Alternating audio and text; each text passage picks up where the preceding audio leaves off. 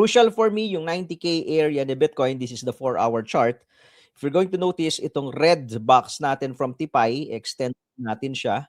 Makikita nyo, that's your previous support, turned into resistance, and now we are trying to break again this resistance. Yun nga lang, meron siyang confluence dun sa red cloud natin kay TIPAI. Kung makikita nyo po itong red cloud na yan. So, dalawa yung humaharang sa kanya, the SR flip area and the red cloud.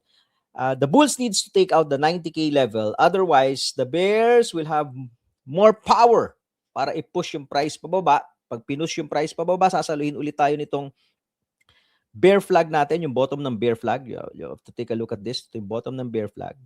Yung line po na yan. Sasaluhin tayo niyan.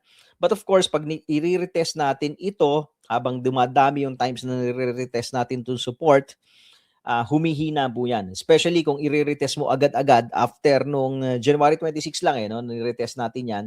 So, dapat hindi natin i-retest agad-agad ito. No? So, we need to see the bulls step out and take out the 90K level para lumayo tayo dito sa base natin or dito sa support area natin ng bear flag and medyo tumagal-tagal pa tayo dito sa loob ng flag. Otherwise, kung babalik agad tayo dito, there's a probability na baka biyakin natin itong bear flag.